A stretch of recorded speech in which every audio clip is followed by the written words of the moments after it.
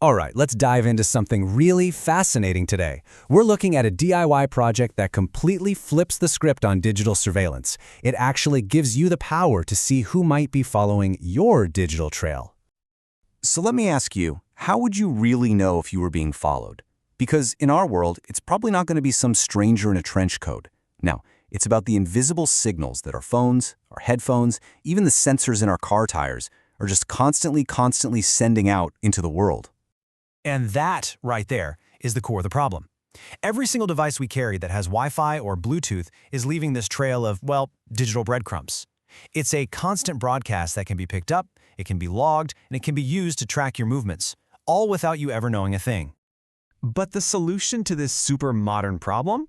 It actually started with a much more relatable, kind of funny, everyday annoyance. It all began as the accidental boss detector. The guy who created this project, Matt, tells this amazing story. Years ago, he was working out of a warehouse on a military base. And let's be honest, nobody likes their boss just popping in. So he built this simple little wireless device that would just give him a heads up whenever his boss's phone signal came into range. Pretty simple, but hey, it worked. So what started as this personal hack, it got serious, and it got serious fast. A government agency came to Matt with a genuine life-or-death situation.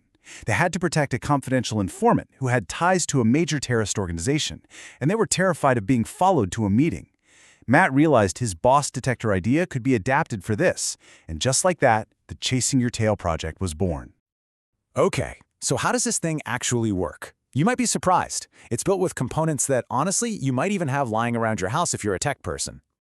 The hardware is all off-the-shelf stuff. You've got a small computer, something like a Raspberry Pi, a special wireless card that you can put into what's called monitor mode, a cheap GPS module for location, and a little screen for the interface. The real brain of the whole operation is a piece of free, open-source software called Kismet. Now, the real genius here isn't the hardware, it's the logic. See, Matt's first idea was to track devices across different locations, but that just doesn't work if you're, say, driving through a desert for 2 hours. So he switched from location-based logic to temporal logic. It's not about where a device is, it's about when you've seen it over time. And here's how that simple but really powerful idea works in practice. The device is just constantly scanning for signals, and for every device it spots, it basically asks itself a few questions. Hey, did I also see this same signal about 5 minutes ago? What about 10 minutes ago? 15?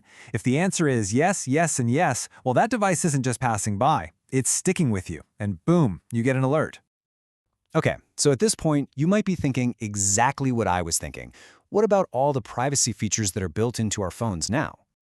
Exactly. I mean, most modern phones, iPhones for example, they randomize their MAC address, that's their unique hardware ID, for this exact reason, to prevent tracking. So if that ID is always changing, how on earth could you possibly track a device over time? Well, this is where we get to the absolute cleverest part of this whole project. It turns out the MAC address doesn't really matter, because what your phone does broadcast, consistently, are the names of all the Wi-Fi networks it's searching for. That list, your home network, your office, that coffee shop you love, creates this totally unique combination, a signature that is just as identifiable as a fingerprint. And that signature is incredibly revealing. Matt tells this story about doing a security assessment where he noticed dozens of devices were all searching for this one really unique, kind of meaningless network name. So he looked it up. It turned out to be the Wi-Fi at a federal courthouse. The people he was scanning had been there so often that they saved the network, creating a crystal clear link to where they worked.